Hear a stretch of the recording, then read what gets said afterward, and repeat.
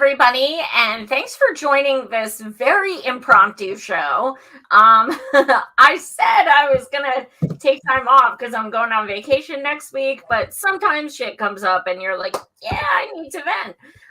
And yay, I have Andrew here, surprisingly, which I'm so excited about. And tonight our guest is Renee. She is an organizer, and I think we've known each other on Twitter for a couple years now. And we've been tagged in the same threads this week, and it's about essentially the hypocrisy of what we're seeing between the Rage Against the War Machine rally and the peace in Ukraine protest this Saturday.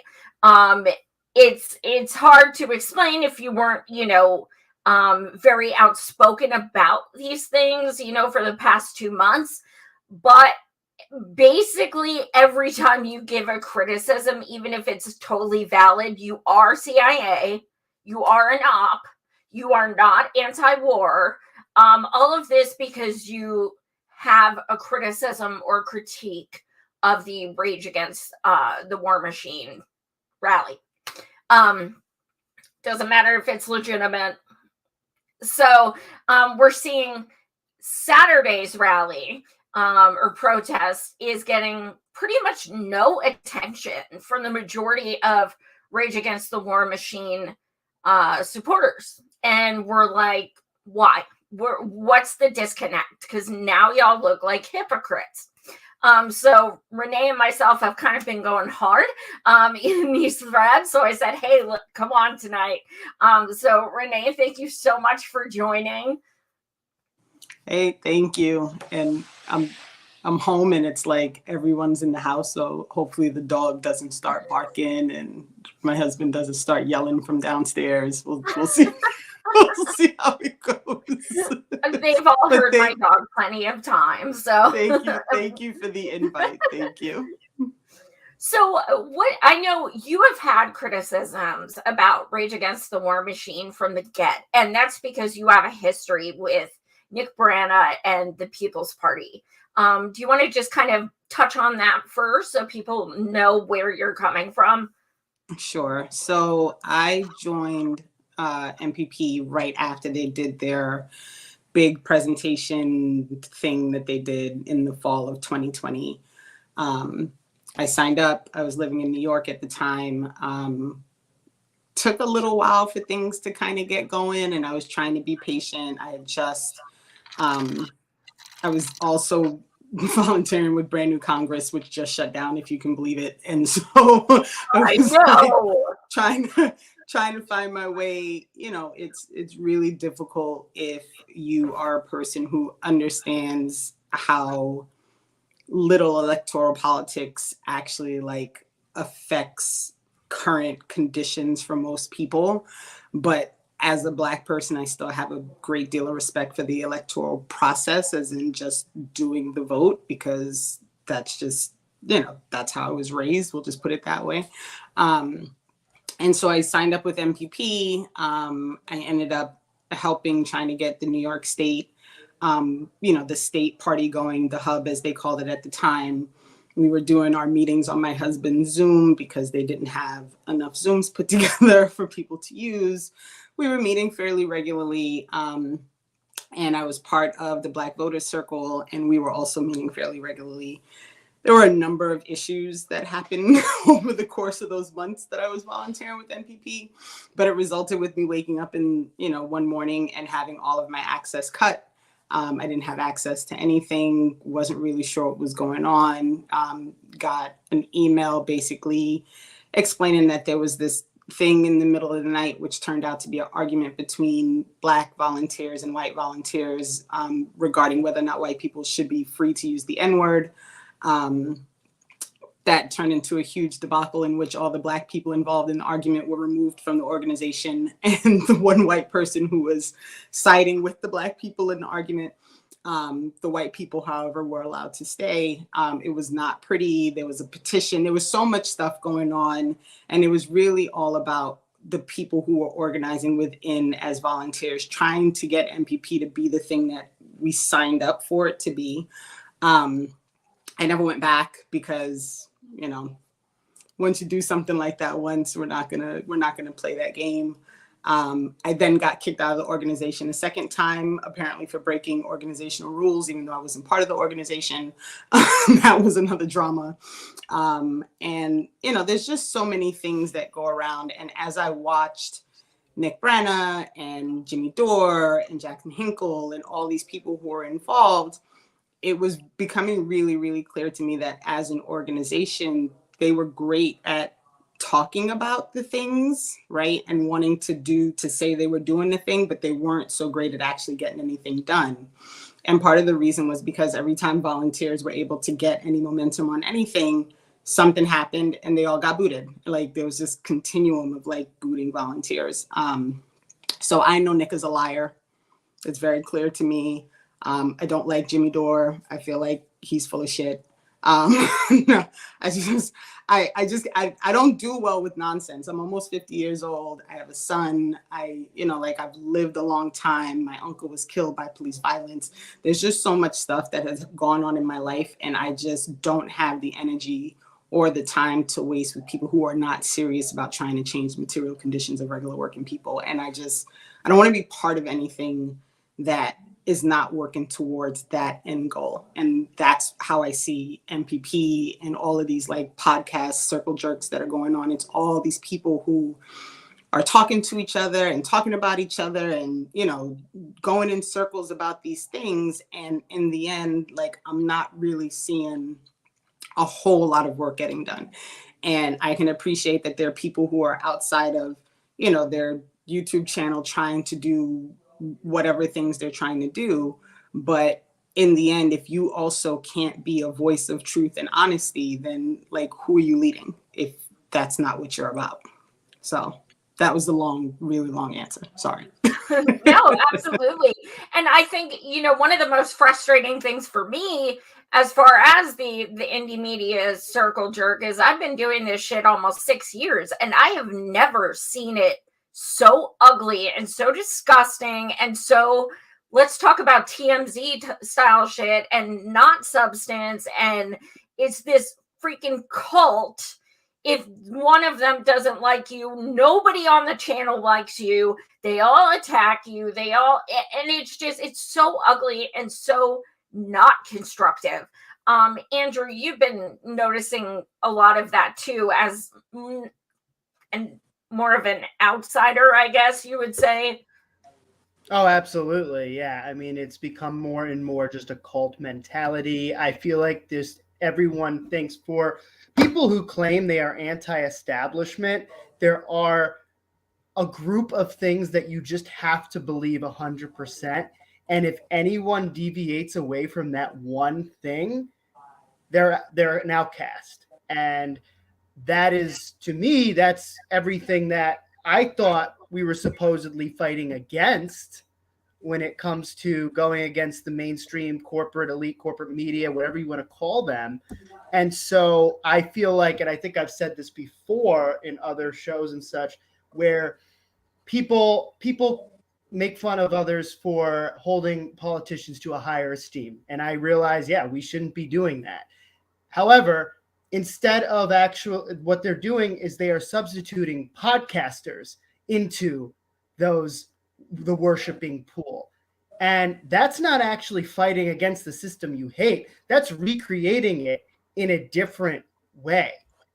And that is, I think, what I find the most unsettling, because it's people who think that they're actually fighting the structure and making a difference. It's like, you're not making any difference. You're just creating a smaller group of people with the same dynamics. Right. And if you're claiming to be, and this was one of my major issues with MPP, if you're claiming to be starting a third party that's going to break the duopoly, you are certainly not going to do it by acting like part of the duopoly.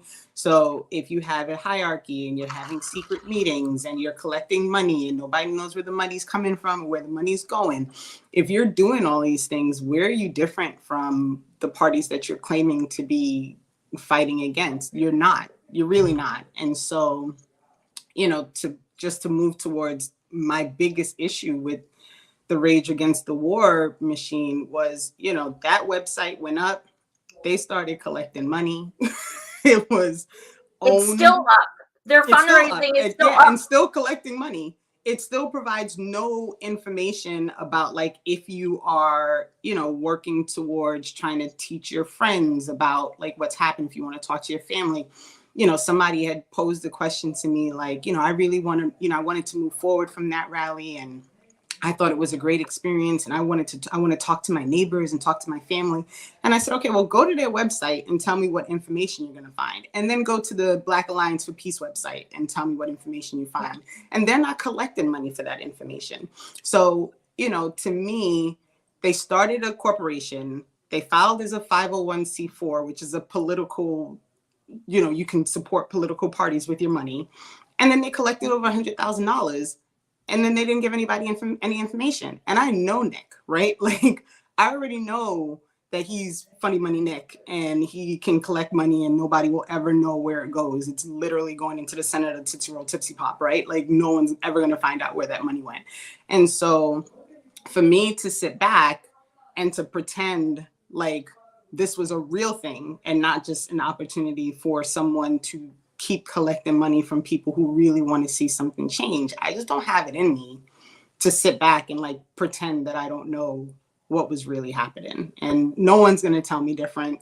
No one who complains about me saying it can tell me where the money is. No one can tell me why they decided to start a 501c3 for a rally that they claim that they just, they were just trying to stop war, right? No one's going to explain why there's no information on the website. It's still talking about a rally that happened last month. There isn't even any details for what people want to do next. Like, it's all nonsense. And I just can't. The idea of sitting back and pretending like that was a legit thing, and don't even get me started about all the warmongers standing on stage and all the the anti-trans jokes and, like, just the nonsense. It's just, these people are not serious, right? They're not. They wanted an opportunity to get in front of a bunch of people and collect emails and collect money. And if that's what you want to do, fine, but be honest about it, right? Don't tell people that you're making a sincere effort to start an anti-war movement with what? With no information, with no follow-up, with no, like, what are you starting it with? Can I just add something real quick too? I realize that by nature, if you talk about comments that you see on Twitter, they're anecdotal. However, when we're talking about, as I like what one of the people said, our authoritarian groupthink, you do see the same type of comments over and over and over again that can easily be poked. One of the ones that I saw so much was people saying, those who are against the Rage Against the War Machine rally are the same type of people who are against the March for Medicare for All. Which was hilarious, because it's like, hello, I literally do a show every week with one of the main organizers for the March for Medicare for All. She also has her issues with it as well, and they're completely different things, right? March for Medicare for All, the biggest issue was, like, that one dude who wasn't even invited that inserted himself, right? And it was this whole, like, but I think the thing with the Rage Against the War Machine was completely different, because, as Renee was saying, a lot of the speakers weren't even anti-war. They hadn't, in their dialogue, they hadn't been anti-war in their actions.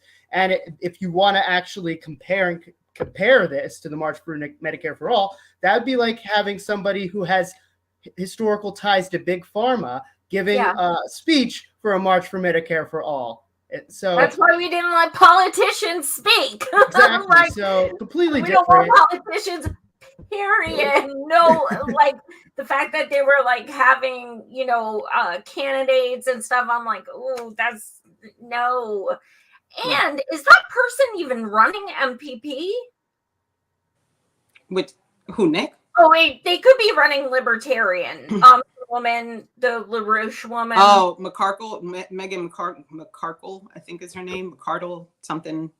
No, she's the Mises Caucus for the Libertarian Party. Oh, So, right. Okay. who I have my own separate things with, because they posted in like November that they should repeal the Civil Rights Act in 1960. Like, I just can't. Oh, great. I can't. Yeah, like I can't take these people seriously. Got to build that coalition. Yeah. Oh, literally, like Joy, the face. That's exactly how I looked when I saw it, and I was like, so you want me to go and stand at a rally with these people who literally, like, the few rights that I've gotten because no one respects my humanity that the federal government opted to give me back in the 1960s. You want to repeal those because you think everybody should be treated equally without acknowledging that people aren't treated equally. Okay. So I guess I'm confused. How does that make sense that you're against war because we're bombing Black and brown people who are innocent, but you want to set back innocent Black and brown people in our country? I don't really remember, understand. and this is something important, and I think, a lot of people got very upset about this war in the Ukraine because it was mostly white Christian people, right? It wasn't about Black and brown people getting bombed. It wasn't about, poor third world country people getting bombed. It was, even I remember so clearly all of those, they had that stream of the broadcasters on the news saying they look like us, these blonde-haired, blue-eyed, and blah, blah, blah, right? So everyone got up in arms about this particular situation. And, I, like the other day, I just posted, all these people who claim to be anti-war. Is anybody paying attention to the fact that the Republicans right now are trying to call for sending military into Mexico? Yep. Is anybody talking about the warships that the U.S. is not even contemplating that were on their way to Haiti last month?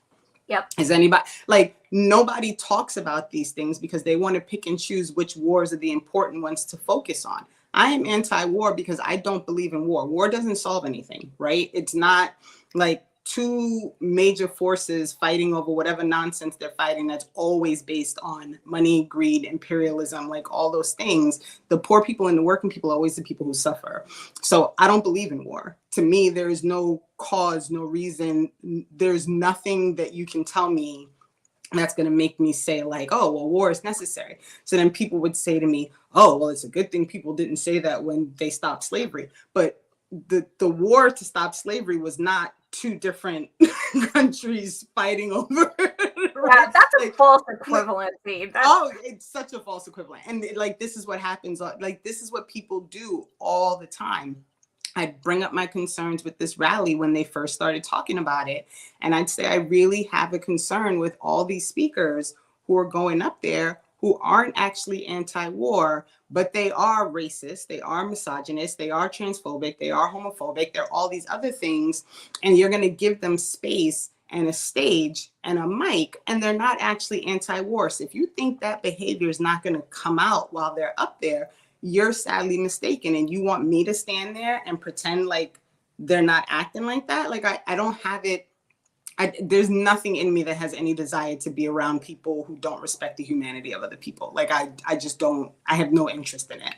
And so, here comes this march on the 18th that, Code Pink put this march on their Twitter feed in like the start of February, before the war rally even happened in February. And, automatically people were like, oh, well, aren't you going to go to the war in the night? Like, no, they're not going to support it. They're not going to sign up for it. Turned out they never actually were behind it. And I was okay with that. When I started to see the list of organizations that were signing on, they were all actually, it wasn't, these weren't like stores, right? They weren't just websites. Like, it's such the difference between what happened in February and what's coming up this weekend. It's so vastly different. And listen, I don't know how many people are going to show up. Maybe they won't get that many people, but they'll have me. Like, I'll be there. And to those watching, I wanted to go so bad, and when I looked at travel expenses, it would have cost me over $400. So instead of going, I was like, okay, fuck it, I'll do my own. So if you want to go on my Twitter, I am holding a candlelight vigil at the Harrisburg State Capitol for peace in Ukraine. and anti-war. I'll be talking about freeing political prisoners like Mumia and Leonard and Julian, and I'll be talking about Haiti and Mexico and Libya and all the other countries that get forgotten about. And join me if you can make it, because I couldn't go, but I still want to do something. So I'm doing a solidarity event instead. So not sure how many people are going to come out. It's like 3 days before, but I'll be there. So at least there's going to be one person. I don't know. But yeah, I mean, you know, you've seen it too. People are like, then go organize your own. Okay, that's fine. But that still doesn't mean we don't have to hold these people accountable. That's a deflection. So it's so infuriating that, you know, one of the things I complained about was there were no ASL interpreters. So as an organizer, you make sure that shit's there. Okay. I'm not talking about a 20-person event or something. They were expecting like 10, 20,000 people. You have a huge stage, huge, with a freaking Jumbotron and shit. And you have people watching at home, thousands of people watching at home. You don't have ASL interpreters. That shows you are not organizers. You're also not organizers because you didn't have one speaker that was not famous. Not one. Where were the immigrants? Where were the refugees? Where were the victims of who are disabled veterans? Where are the family members of the, you know, service members who commit suicide, the 22 every freaking day? Like, where are the people who have been directly affected by war? Because that is who makes people anti-war, not podcasters. And I say this as a podcaster, so it sounds weird, but like, I didn't offer to speak. That's not my place. I don't want to do that. I'd rather just do my own thing. But it's like, there was no representation of people who like actually have been there.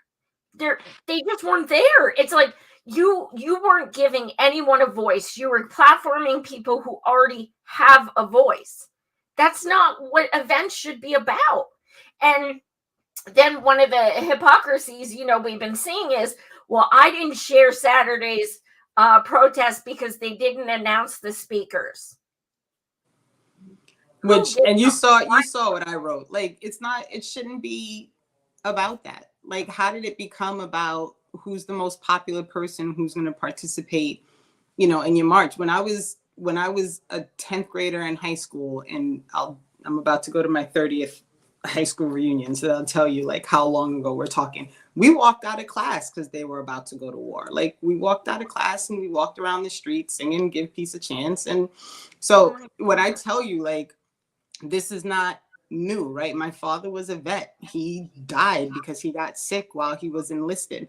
Like, my cousin died in Iraq. Like, this is not, you know, people come with these stories and they're like, oh, you're not really anti-war. And I'm like, why? Because I won't go stand around with the racists and pretend like they're anti-war. Like, that doesn't even make any sense.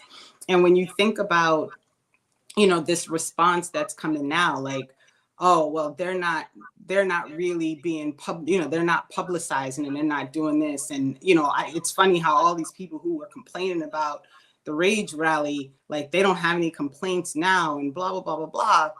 But, you know, these people who right now are pretending like these people are wrong, right? They are the ones who stated that war was the most important thing.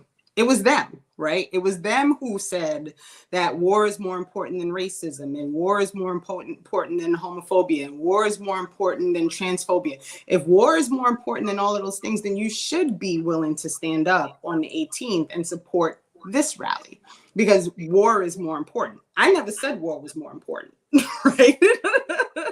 My stance is humanity is more important. And if you believe that humanity is more important, then you're automatically anti-war, right? Like, these things all work together. So, but I know that you have to go, right? And there was something you needed to show before you jumped off. So I'm going to stop. Yes, can you show Jamu's tweet? It goes perfectly with what we're talking about.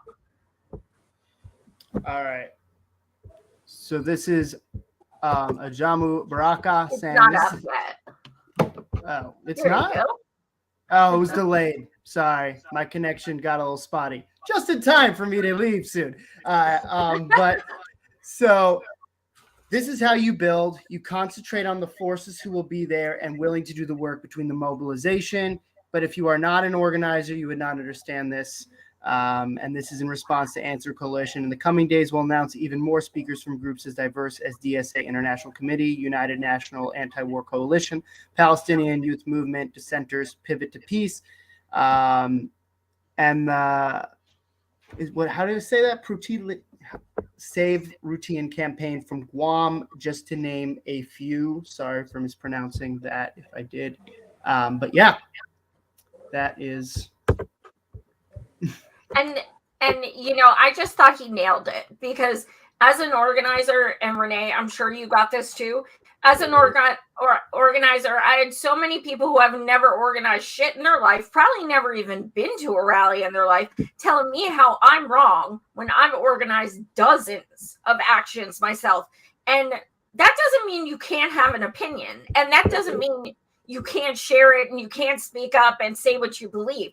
But don't tell me I'm wrong when I've done this shit. There's things you learn with experience. So if I say you're going to have thousands of people, there should be mutual aid, and you have the opportunity to tell everyone, can you bring a jacket, gloves, a canned good, whatever, you could have helped thousands of the homeless vets you just exploited in a photo and put on your Twitter. So can you maybe do something to help them? And I'm, litmus test and shit like that. And I'm gatekeeping. No, I'm trying to make this as though actual activists are fucking doing it, because you're not activists. You don't know what you're doing. You're having celebrities come and talk. That's all this is. And the fact that people were like, well, I'm not sharing because I don't know who's speaking. Even at M for M for All, we never announced speakers till like 8 days before. It's secondary. Do you support the issue? Cool, come. You already know they have over 200 organizations who have endorsed them, like BAP. One of the first things I noticed was like, is BAP down with this? Where's Ajamu? Where's Reverend Annie? Where are these people speaking? And by the way, I asked Reverend Annie, and no, she was not asked to speak for Rage Against the War Machine. Neither was Dr. Margaret Flowers. So we know who was asked, who wasn't. They love to whip out Annie Chambers when they want to pretend that Black revolutionaries worked with the KKK. But, God forbid that you give them a spot on the stage. Like, I can't when I tell you I'm so over the nonsense, I cannot do it with the nonsense. I cannot do it with the nonsense, with the comparisons to Malcolm X, with the misrepresenting what the Rainbow Coalition and Fred Hampton did. I can't with pretending like, Jimmy Dore is like he's as spoken against as Malcolm X was, which is absolute horseshit. The misunderstanding that, when Frederick Douglass talked about working with the wrong people, he was talking about the wrong people who were also abolitionists. He wasn't talking about the wrong people who owned fucking slaves. Like, this whole scenario where people spend all of this time like spinning and weaving these tales about what actual organizing meant and what it meant to actually reach across the aisle and have a conversation with somebody. What Fred Hampton did when he put together that Rainbow Coalition, that was magic, right? Like, his being able to convince racists that being a racist is not going to help you in this fight, that is magic. It takes conversations, it takes time, it takes organization, it takes a willingness to really have those deep dive conversations. And I'll be the first to tell you, I ain't that one, right? I'm not doing it. Like, I'll have a cursory conversation with somebody, and if somebody comes to me and they're trying to work their way out of it, like, that's fine. But I'm not stepping to nobody who's a straight up like KKK, got on their flower shirt and their gun. I ain't doing it. You know why? Because I got a kid and I don't have time to be risking my life messing around with white people who don't have no sense. Like, I'm not, like, And I don't want to be there as a white person because I don't want people to think I'm with their racist asses too. Right. So I just, it drives me nuts. I don't. Bye, Andrew. Nice seeing you, Renee. Enjoy. I want people to be honest with themselves and with other people and recognize like this shit is hard. It is hard to be a person who wants change because the entire system is working against you. The system does not want to change. The system does not want to adjust. The system does not want to work for poor people. The system does not want to work for Black people. It don't want to work for brown people. It don't want to work for Indigenous people. The system don't give a shit about any of us. So what we're not going to do, if you are really trying to organize a multicultural cross, all people coming together to work in solidarity, what we're not going to do is pretend like oppression is not a thing. What we're not going to do is pretend like racism is not a thing. What we're not going to do is tell people what they should do inside their pants. Like, we're not doing any of that. And if you think that's going to be part of the organizational process, then go do that shit without me. And go do it without a whole bunch of people who don't have any desire to disrespect people and to act like their humanity doesn't matter, because that's not me. And you're totally right. Doing things like that, like involving other people, it is about discussion. It's about discourse. It is about that. And there wasn't that. There was, let's just all get together on this day. And there wasn't that discussion. So what happens after that day? Well, we're seeing what happens after that day. We were told we're against the movement because we didn't go, well, what movement? You guys are making excuses left and right after, why you're not talking about this shit on Saturday when Medea Benjamin was literally at Rage Against the War Machine giving interviews talking about this event on Saturday. So don't tell me you didn't hear about it. That's bullshit. It's either you didn't hear about it but okay, maybe you heard about it, but you didn't know the speaker, so you didn't share. Like, stop. If it really is a movement, don't be hypocrites. And I just want to say, Alex just posted that 30 minutes in and nothing. You just showed a whole tweet that was about the 18th. We've been talking about who's going to be there on the 18th. We've been talking about why the 18th is more important. We've been talking about what's going to happen on the 18th. I don't know why he just said that. So I have no idea what's going on. I just wanted to point that out. Yeah, so, I don't understand that. I don't know. But, in the end, what really has to happen at this point is people need to consider that anything that's happening that's supposed to be actually anti-war, it has to be led by people who are on the ground and who are anti-war at all times, not just anti-war for the 10 minutes that they're on the stage for whatever thing that they're doing in that moment, right?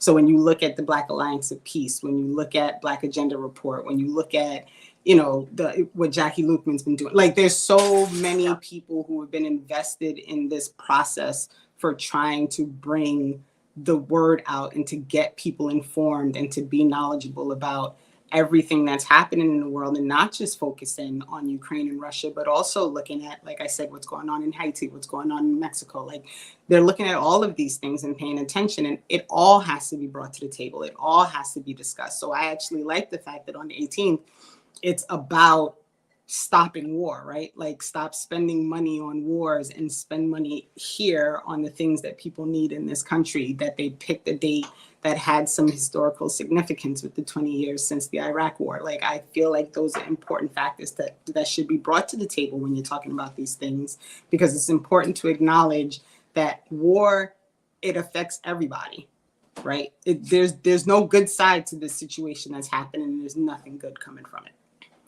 Absolutely. And I think, one of the beautiful things about Saturday that I noticed immediately was the word peace in the title. I didn't watch every speaker. I didn't. But I personally didn't see anyone say the word peace. The only peace thing I saw was Jill Stein, who goes, she always does this in photos. So, that's fine. But the fact that this was called peace in Ukraine, to me, I mean, maybe it's like utopian and idealist, but to me, I always thought anti-war meant what you're talking about, like being a humanist, being, about solidarity of people, being not wanting to hurt anyone and perpetuate any kind of pain. But I didn't see that at the first rally. I didn't see that behavior online. I saw people trying to hurt each other with words. And that to me is kind of like, you're still causing pain. Maybe you're not literally dropping bombs, but you're still causing pain. So to me, that also goes hand in hand. I don't understand people who are so blatantly ugly to people and hateful and then say they're anti-war. I don't understand that. Right. And even some of the, the postings, and everybody will have to forgive me because I can't remember her name, Blumenthal's girlfriend or wife or whatever she is, basically saying like, we can talk about men using the women's bathroom later. Like, it's just so dismissive of like people's humanity, right? And I just don't even understand why that has to be on the forefront. Like, why did that have to be the thing that led your speech at the war rally? Like, why was that why was that the kickoff to you sharing that information?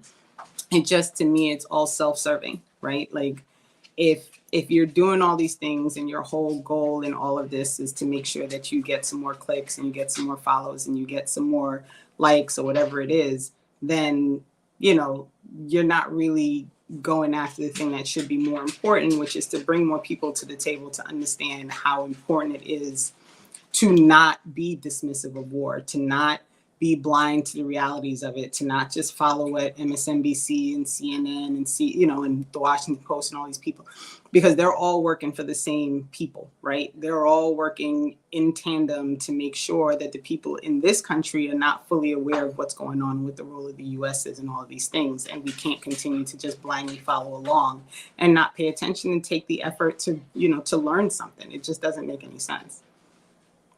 Absolutely. So you said you're going Saturday, which is so awesome. What are you looking forward to most about it? I actually am looking forward to talking to people, right? Like, I feel like I'm involved in a few different organizations. I'm a member of Socialist Alternative. I'm a member of the Global Pan-African Movement in North America. I'm an avid reader of Black Alliance for Peace. I actually sent in a form. I don't know what'll actually happen with that. But, I'd really like to see what the other organizations are doing that are down there. I actually used to live in Maryland for a long time. So, that I'm very familiar with that area. So I'd like to see what's going on. I don't know. I'm really more interested in seeing who else is there who's just interested in, stopping, like actually putting a voice forward to prove that people here don't want this war, that don't want war at all, don't want this country to be involved with sending billions of dollars all over the place and to perpetuate death, because that's all they're doing. Absolutely. What do you think we can say to people who are very salty and looking for reasons to be pissed about Saturday and looking for reasons for, they're getting mad we're not calling them out about something that we aren't finding? And what can we say to those people who are just, they don't want to support Saturday, not because of any specific reason, but they just don't want to? Honestly, I'm not saying anything to them. If you claim to be anti-war, right? If less than a month ago you were anti-war and you're not anti-war on Saturday, then you weren't anti-war over a month ago. And so it's not, I have no desire to argue with people about their nonsense, right? If people are upset because I was very vocal about that rally. I was, not gonna lie. But that's because I'm also very vocal about anything where I feel like people are taken advantage of. I don't like to sit back and watch it happen. So I most certainly was not gonna do it last month. So if if you were anti-war then, and your complaint to me was, well, if you're really anti-war, you should be supporting this rally.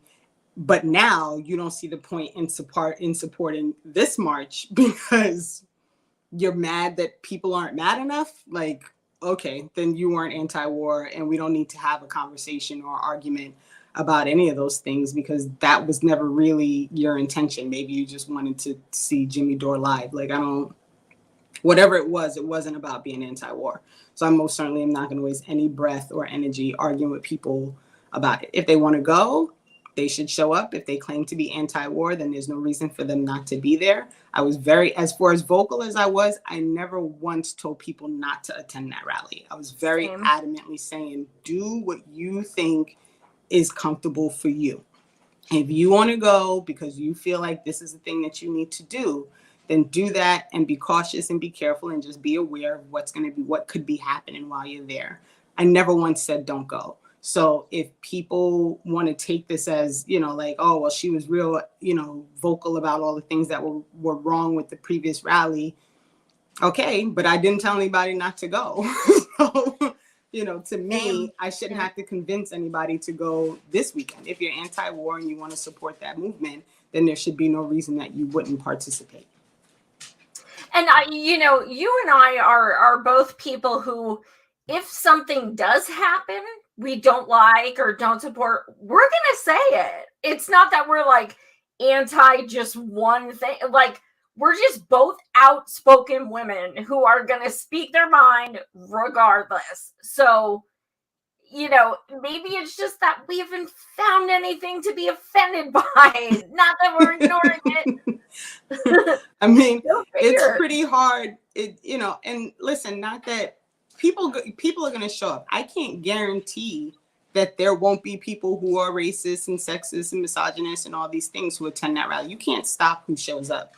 What I do know is they're not highlighting those people. Those are not the people that, they're creating, cute graphics for and announcing is going to be there to, to support and to speak and all these things.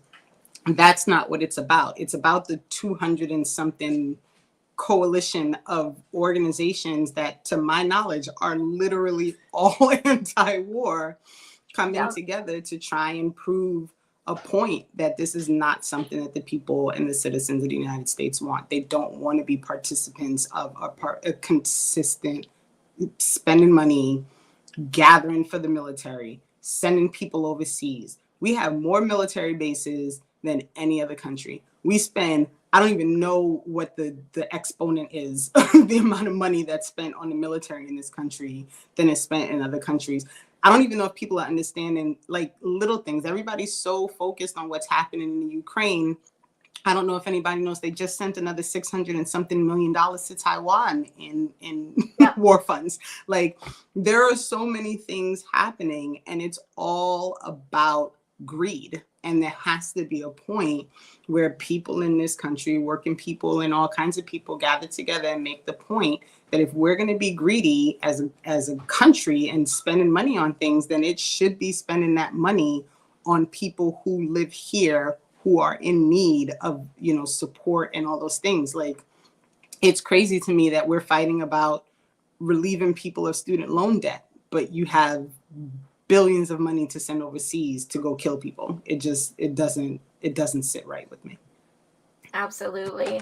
And when you look at the breakdown of how our money is going to them, we literally, I saw the chart of like what dollar goes where. We are paying for, well, first of all, there's several thousand Ukrainians who have come to the United States on free scholarships because of the war. We're paying for their health care. We're giving them tons of mutual aid, things like that. Now, I'm not saying let's, don't feed them, don't clothe them, don't house them. They're humans. I get it. But what I'm saying is, like, they're getting all the money. And, like, we're watching eugenics of the poor in our country. Mm-hmm. And people are and not only that, like the audacity, like all of a sudden now, if you're coming from certain places, you can get through Mexico, but only if you're coming through certain places. Like, we're not even treating refugees the same. And not for nothing, the U.S. is at the core of almost all those problems. If people are coming here, it's probably because of something that the U.S. caused wherever they're coming from. So it seems absurd to me that, like, we wouldn't allow people to come in no matter where they're coming from. If you're able to treat one set of refugees a certain way, you should be able to treat all refugees the same way. And people really went to the bat. They were so upset about Trump and what was happening and all these things. And then Biden's doing the same exact stuff. And everybody's at brunch. No one cares, right? Like, no one's paying attention to the fact that all the policies that people were up in arms about 3 years ago, they're all happening again. Like, where is the outrage? You know, where's the anger? Where's the frustration? You know, I'm always just, I'm so frustrated by this idea that, you know, everything has to be dependent on what like the government says is the thing that's the most important. What the media says is the thing that's the most important. What the podcasters say is the most important. The material conditions of the people who are struggling should be the thing that's the most important. It really is that simple. And, you know, somebody is in the chat right now, and I know you don't read the chat, but somebody just said the movement should take priority over who's speaking and how much money was spent. Okay, if that's how you feel, then that's fine. In my opinion, if what you're focused on is raising money and putting certain people on stage and not actually promoting an actual anti-war movement, then you're not having a movement anyway. So if you want to waste your money, you should go send it, and you are free to do that. And I didn't tell anybody not to support the rally.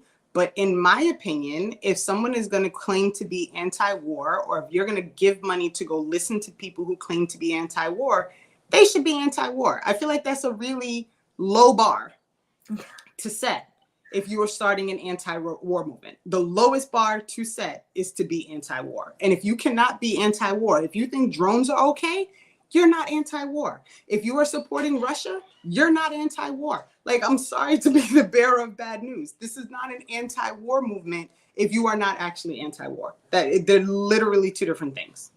There's no asterisks after anti-war. Like, literally, war means war. It does not mean select war, like caveat, unless, like, that's not how it works.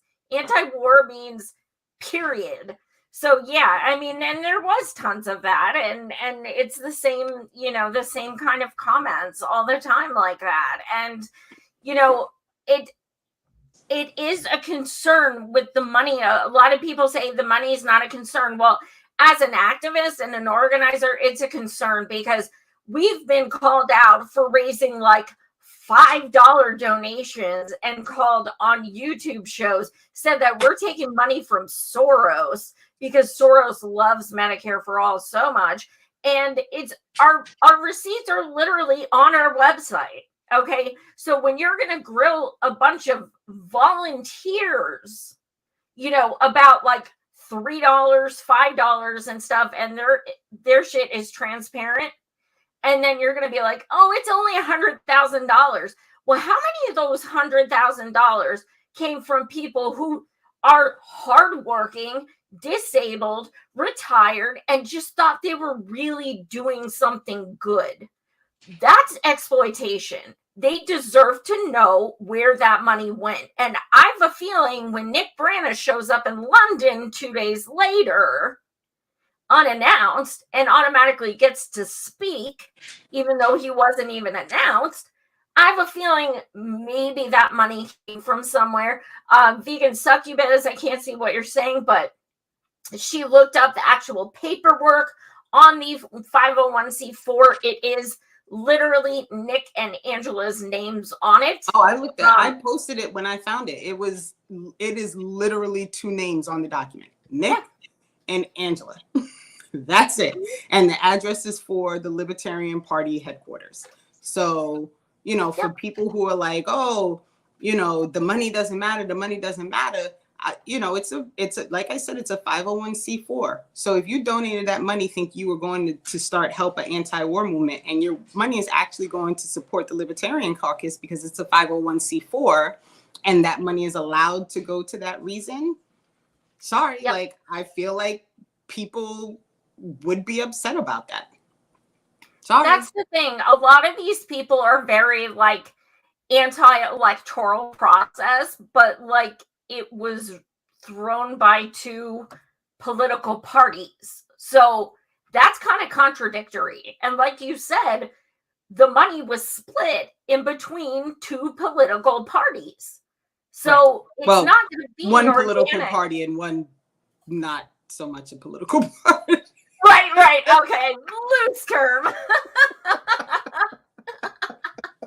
Fair enough. Sorry, I felt like that needed to be said out loud.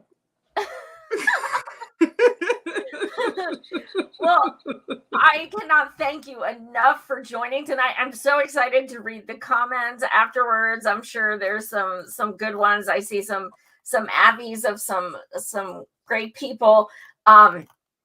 So is there anything you want to leave with our viewers? So the big thing is, even if you can't be out there on Saturday, it is really important that people take the time to inform themselves about what's going on in the world, right? As much as people are afraid that nuclear war and World War III and all these things, and not that those things are impossible, right? Like no one really knows how this is all going to play out when all is said and done. But it is really important for people to find good resources and to be open to the possibility that they don't know everything. Like I don't know everything. I try to read, I try to follow up, I try to do my own research, like Google is a thing, right? And it's important that people take the time to learn about what's going on in the world. Because if all you do is sit and watch people on podcasts all day and you don't take the time to really get a full understanding of all the things that are really happening, how can you help change if you don't know what's happening? Like, what are you changing if you don't know what's happening? There's so much going on outside of this country, outside of Twitter, outside of YouTube, outside. Like, go find some information out. And if you can get to DC, I really think it's going to be important that people show up, because one of the conversations that I see a lot is, they're not going to get nearly as much people because they didn't open their arms to the right, and that's part of the reason that I'm going. I'm not a huge fan of marches and rallies, to be honest. I think, they're good for the optics. I don't think people are really paying attention. I really think a lot of the work needs to be done in communities. It needs to be done locally. People need to be having those conversations, with people in their neighborhoods and in their districts, and talking to school, figuring out what's going on with school boards and their councils and the mayors and all those things. I feel like that's really where the work is. But I also feel like when there's an opportunity to prove that coalitions work, when it's real organizing and when it's real people getting together, and when it's not about, the full left podcast grift, like, I think it's important that people who can make it down there get there. So I'm going to go, even though it's not my favorite thing to do. I'm going to be there. I think at the very least, you are going to meet so many incredible people, like so many, and connect with so many awesome organizations. I am excited for you. I'm jealous I cannot go, but for those just tuning in, I have on my Twitter, and there's also a Facebook event page. I decided, since I can't go to DC on Saturday, I'm going to hold a solidarity action in Harrisburg on the Harrisburg Capitol steps. I'm going to have a candlelight vigil at 7 p.m. For those affected by war, including other countries besides Ukraine.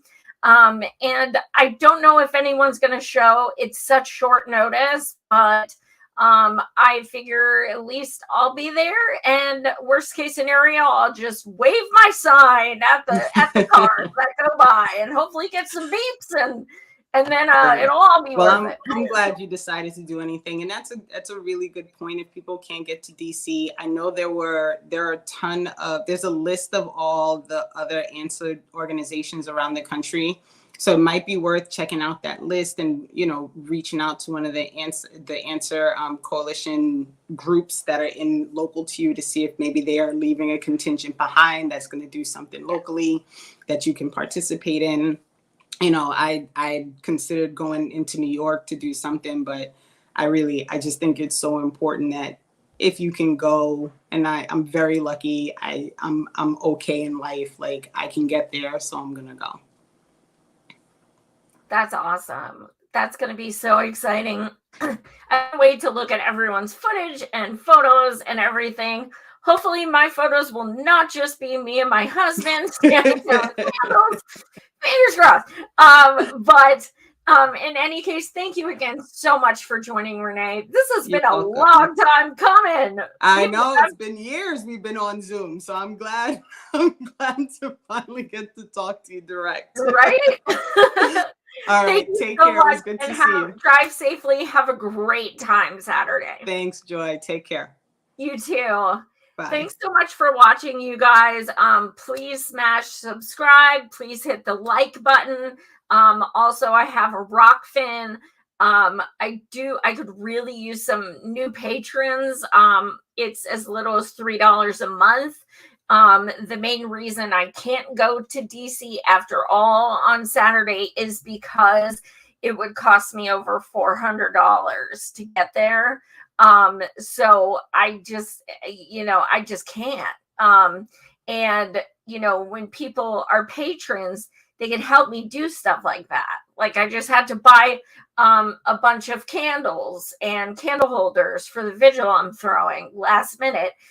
Things like that. It costs money, and I'm a disabled person working in a warehouse. So anything helps for sure. And I appreciate and thank you to Teresa, who just became a patron. I'm not sure if she's watching, but thank you. So thank you guys so much for tuning in. I will read your comments as soon as I can get to my machine when we're off the air. And much love. Thanks so much.